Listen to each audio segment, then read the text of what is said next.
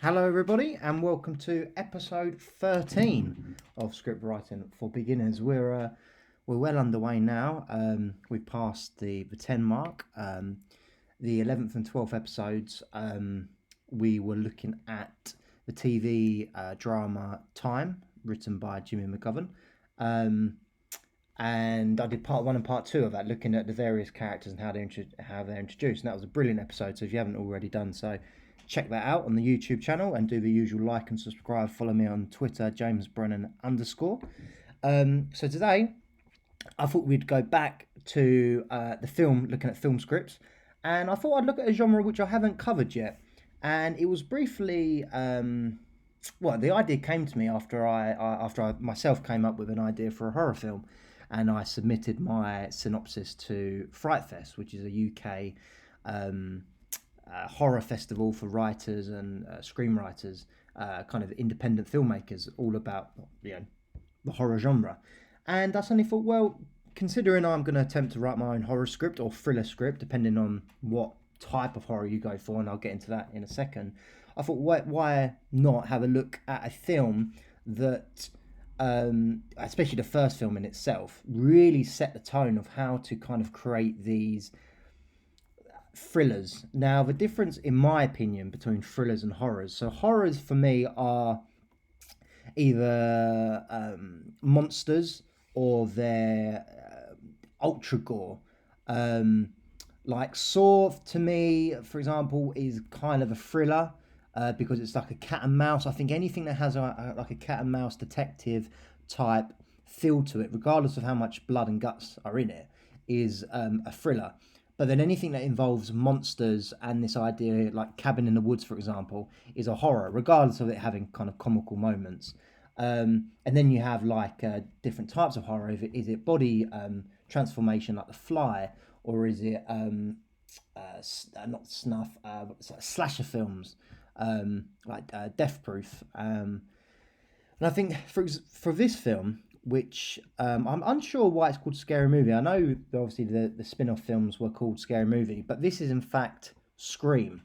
The guy with the mask that looks like a face screaming, which again, so iconic. Now it's very interesting to think that did the guy Kevin, whilst writing this, think that image of his killer, I think his name becomes Ghostface, I think something like that. Correct me if I'm wrong. Would be so iconic. I did scan through the script to make sure that it is in fact the horror film and not the spoof. And I think so. I think this is the correct script. But anyway, we're going to look at the first 10 pages. And for me, this is a teen thriller. And the reason I say that, unlike say Halloween, for example, and Friday the 13th with Jason, I guess, has that teen aspect to it. But Halloween, I think any film that involves, again, a university campus or high school kids or school kids, or I Know What You Did Last Summer, anything that has characters both going through a journey of teenagerhood into adulthood whilst battling with this killer aspect, kind of falls under the category of kind of teen horror. It because the violence in Scream, it's graphic, but it's also believable. It's not monsters, which again, in my opinion, kind of makes it a bit more creepy because it's quite realistic. Films like Cabin in the Woods, well, it depending on your views of ghosts and zombies and stuff, that's never going to happen. But something like Scream, for example, and Halloween, essentially it's just about a crazy guy or woman with a knife who goes around an area killing people. Well, that's unfortunately happened in real life, which is why I feel like these sort of films stand the test of time. And Scream, especially the first one, is so iconic.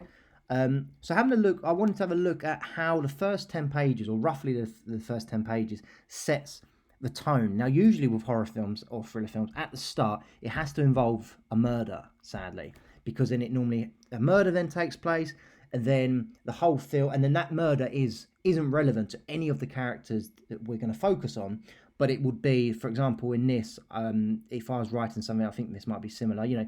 A girl's going to get killed at the start, then the next big old scene is going to be kids going into school talking about the girl who got killed and was like, "Can you believe it? Sally got killed, blah, blah, blah, blah, blah. So your opening scene is purely to tell the audience what type of horror it's going to be, i.e. thriller, monsters, zombies, and the tone of it. Is it going to be comical? Is it going to be gory? Is it going to be sinister? Is it going to be religious-based horror, which is, again, is another type of horror in itself? And all of that would be summed up so that your following scenes then relate to that. And sometimes, it's about, trying to suss out who the killer is. So as we go along, 1995, crikey. And I just think it's a brilliant, again, very iconic opening. On a ringing telephone, a hand reaches for it, bringing the receiver up to the face of Casey Beckett, a young girl no more than 16, a friendly face with innocent eyes. Again, so straight away we know that this film is, I personally think, going to be based around kind of college students, high school students, purely because of the age. It's gonna, this killer isn't necessarily just targeting random people. It's going to be people of a certain age. Hello, from a phone. So this technically should have been off screen or voiceover rather, because the man on the voice isn't there, but he is in the scene, but he's not physically present. Yes. Who is this? Who are you trying to reach? What number is this? What number are you trying to reach? I don't know. I think you have the wrong number. Do I? It happens. Take it easy. Click.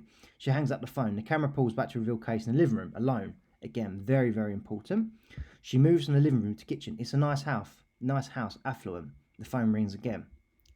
Casey grabs the port. Hello? I'm sorry. I guess I dialed the wrong number. So why did you dial again? To apologise. You're forgiven. Bye now. Wait. Don't hang up. Casey stands in front of a sliding glass door. It's pitch black outside. Again, great visuals, because she's standing in front of a glass door, meaning that, and because it's nighttime, because it's pitch black outside, we know, and the way it's visualized, someone could potentially be able to see in without her having the ability to see out, because of obviously the difference in lighting. What? I know, I want to talk to you for a second. They've got 900 numbers for that. See ya. Click. Casey hangs up. A grin on her face. Now, what is really good about this is it's 2 pages in. It's a very innocent phone call. And in this scenario, Casey almost is the one in control, because the man supposedly has rung up a wrong number, even though he was the one who dialed. She then sort of says, who are you trying to reach? She's in control and says, I don't know, you have the wrong number, do I? She's the one who puts the phone down. Again, she's the one who's in control here, because he says, wait, don't hang up. She momentarily listens. What? I want to talk to you for a second. She's not interested. They've got 900 of them, all that. See ya. She's not rude. She's not insulting, but she's just like, let me get on with it. Now, a big country home with a huge sprawling lawn full of big oak trees. It sits alone with no bad neighbours in sight. Again, very, very important. Now, regardless if this is then shown whilst filming, you could probably assume that it would be established quite quickly. To show you how isolated that this girl is, and how isolated that this murder potentially is going to be.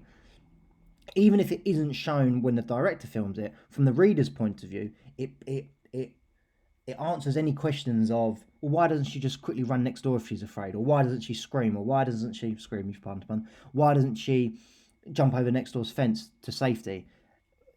Sometimes if you find a loophole, even a minor loophole, that you think the reader or your audience, whoever does read it or watch it, for example, might think, well, why didn't the person just do this, or why didn't the person just do that? A quick little bit of description, telling the reader quite clearly, it is a house, they have no neighbours. It answers any of these potential problems that the audience may have with it. Plot holes, for example. The phone rings again. Kitchen.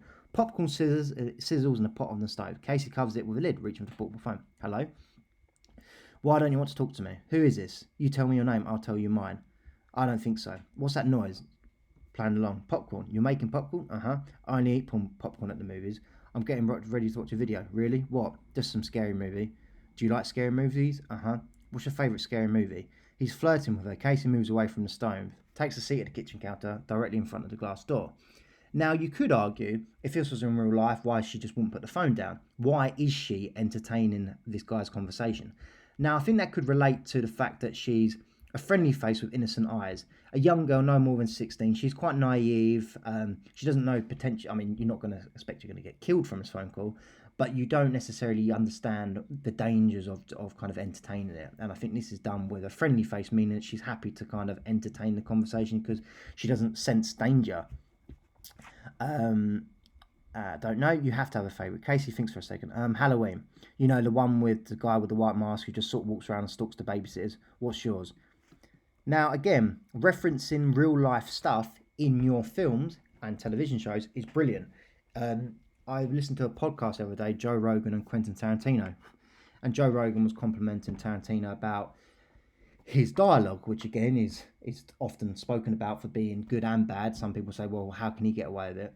And Tarantino's answer about his dialogue was, if you're writing a character who's meant to exist in the world that you as the writer has grown up in it, you know, of a similar age, so he would be born in the same year that you would have born in, he would have lived in the same area or whatever, same country.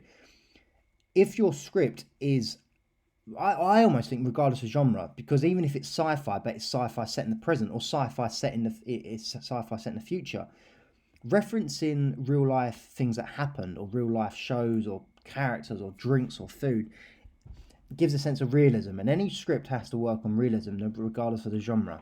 So the fact is, she says Halloween and doesn't try and just says night of the killing potatoes, which you as the audience would think, well, I've never heard of that film, so you almost feel like, oh, now I'm in a film. But the fact she says a real film, you believe that this could happen. And again, you know, the one with the guy with the white mask. So she's, you know, it's very, very clever because little does she know, she's also talking to a guy at the moment with a white mask on. Now, all these little things you don't necessarily notice when you're watching it for the first time, because at the moment you don't know that this could be the killer, and you might not know that he wears a white mask. But what's brilliant about it is, with hindsight, you can now understand how clever it is to kind of, it's a bit of a wink, wink, nudge, nudge moment to the reader. What's yours? Guess. Nightmare on Elm Street. Again, another classic. Is that the one with where the guy has knives for fingers? Yeah, Freddy Krueger. Freddy, that's right. I like that movie. It was scary. The first one was, but the rest sucked.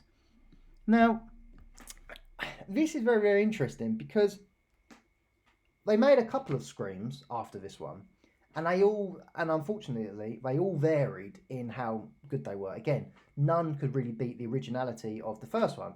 They tried to link the different Screams into each other, it being like the brother of the killer, or it was like the killer's excuse me, it's a bit of tissue. It was the killer's fan base. And this almost, to me, is a little bit of a cheeky comment that the writer kind of mentioned that, you know, if there's going to be future films coming out, they're not going to be as good as this one. And again, it's just a kind of a clever play on, he's aware of the genre conventions that have to happen. Stereotypically, whenever they make a sequel to a really successful horror film, the second or third or fourth one is going to be terrible. So even if the writer thought that this film wasn't going to get made into a second one, he's establishing and he's aware that if it did, it wasn't going to be as good as the first one. So that's kind of a funny little line. So you got a boyfriend? Why? You want to ask me out? Maybe. Do you have a boyfriend? No. You never told me your name. Casey smiles, twirling her hair. Again, she's naive. Why do you want to know my name? Because I want to know who I'm looking at. Boom. How brilliant is that?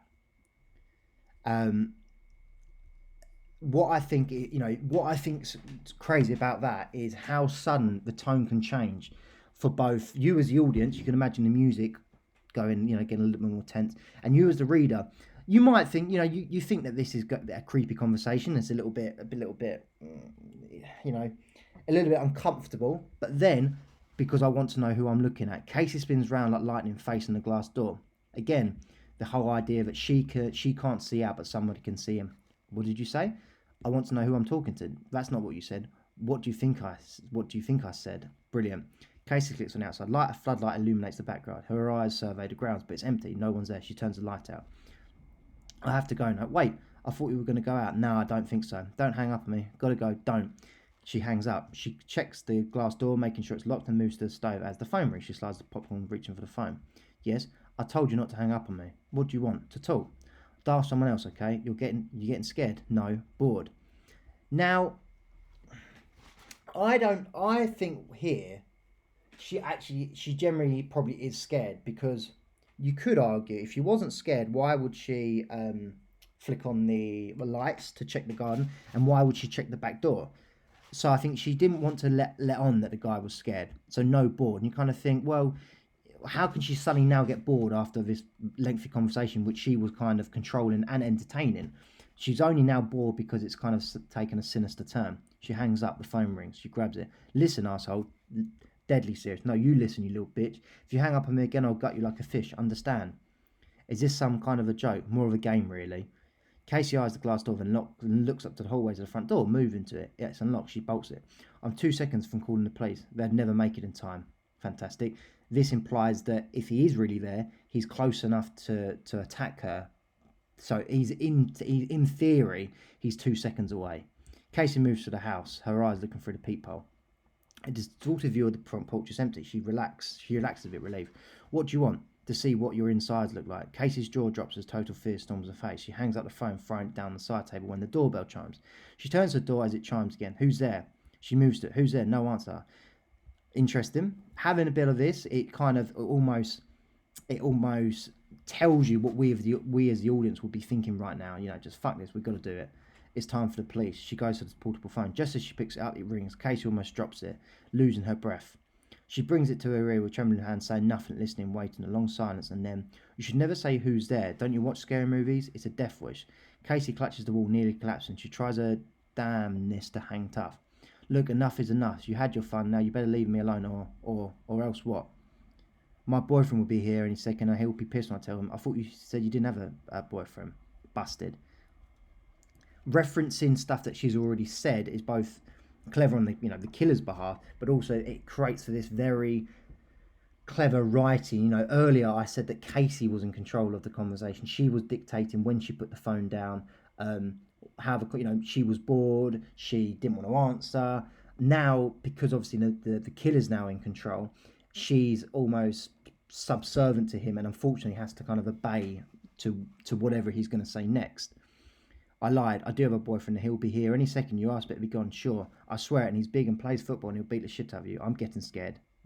Again, very chemical. I'm telling the truth. I lied before. I believe you, so you better leave. His name wouldn't be Steve, would it? Casey buckles at the knees, losing it. How do you know his name?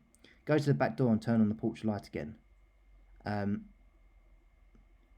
Right. Do you know what? Funny enough, I completely didn't even know this bit happened. So she goes to the garden, and she then suddenly sees the boyfriend in the garden. Oh God. Her hands move to lock the door. I wouldn't do that for you. Terrorized because she's petrified. Who are you? Guess. Her eyes search. He could be anywhere. Please don't hurt him. That all depends on you. Why are you doing this? I want to play a game. Which is very, very, very Jigsaw-like. I know obviously this film came before. No. Then he dies right now. No. Which is it? It's Crying 2. This is almost, again, the nod to the whole thing I've said earlier about it being a teen film. This popular girl is dating a jock. Jocks, stereotypically in films, are the bullies in these kind of like coming-of-age films. But the fact is, this big jock of a guy is crying too. It's kind of like, even this jock is crying too. It's a little bit of taking the mick, poking fun at these stereotypes within the school system at in American schools. What kind of game? Turn off the light.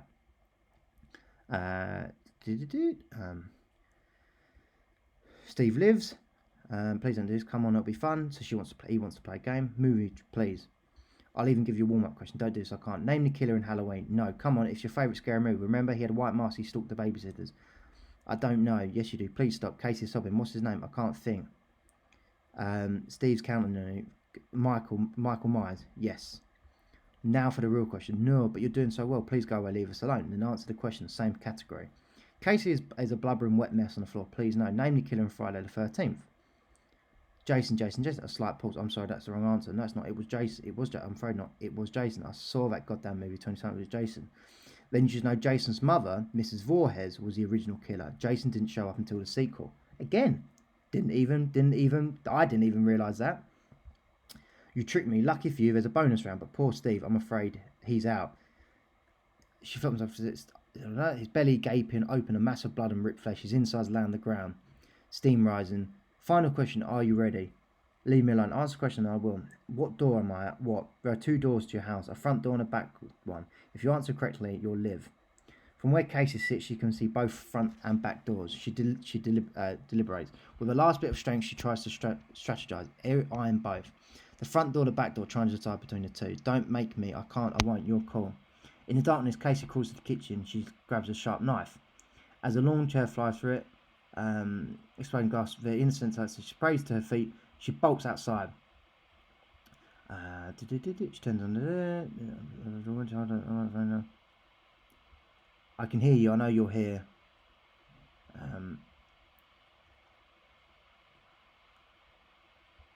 So look, so now the figure's inside. Gaudy white mask inches from her. Her eyes pit. Casey screams bloody murder as a hand crashes through the glass window, grabbing hold of her neck. She beats at him, finally breaking free. Corner of the house, Casey... this is more escaping. Drop to the knee. Let's have a look. Now you think this is 16 minutes into it, and we've had this epic setup of this kind of very dramatic. This is all about. Is anyone? I'm just gonna see. Where is she? Call the police. Call from out dear Casey baby. Help me, she's bare. I can't. Where is she? I can hear you. Oh, mother God, I can hear you. Casey, not my daughter, not my. Get in the car and drive to the Mackenzies. So this is now. Boom. So the father rushes out for the door. So after all of that commotion, the dad runs out, drives, and then sees his daughter lying from a tree, murdered. And then, as I said, we then fade in. Now the movie begins. As I say, another young girl, implying that the protagonists and the strong leads in this film are going to be females. Normally, the first person that you meet in the film is going to be your protagonist. So therefore, this is going to be a film about this Sydney is going to be the one who tries to get revenge essentially, or hunt down the killer. Now that was a bit longer than 10 pages, which is crazy to think that's 18 pages out of 119. Now, the whole thing about this film is the killer kind of really enjoying the fact he likes scary movies, so he's trying to replicate that.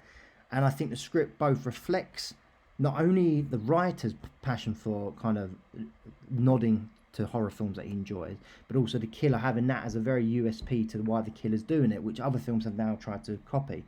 And it's a brilliant opening 6 pages of this phone call that takes a turn for the worse, and then it kind of goes to your classic cat and mouse where you're getting chased, and then it goes from thriller, starts off kind of normal to thriller to then your horror where it's actual visual horror with people being killed. And replicating that kind of format throughout the film is what they do. You have something normal, then a thriller like a chase scene or being stalked, and then a murder. Then it repeats up until the end, where the end kind of turns into a bit of a thriller with them trying to escape and get the killer before the killer kills them. And again, making your murderer or your villain be very, very iconic, either the way they speak, the way they look, or if they have any sort of unique reasons for why they're doing the murders. So I found that very, very enjoyable. I know I quickly glanced over at it, but you can kind of tell it's going to make me want to watch the scene now on YouTube to sort of see if I remember it correctly. But hopefully you've enjoyed it, and hopefully it makes you want to watch the film again, and just to kind of realise that again, even in a horror genre, the format stays the same, the layout, the scene descriptions, all of that can stay the same. It's the content which determines the genre. Now, we don't know it's a horror film. It doesn't say this is a horror film. But the fact is that it starts off with a phone call and ultimately ends in a murder. You could think, well, this is going to be a thriller. So it depends on you as the writer which avenue you want to go down. And the fact that it's based in school implies that it's going to be kind of a teen thriller horror based around these kind of college kids getting involved in this rather than anything older or religious-based horrors, for example. So thank you very much for listening. And as I say, please like and subscribe and all the usual jazz. And I'll be back next Wednesday for episode 14.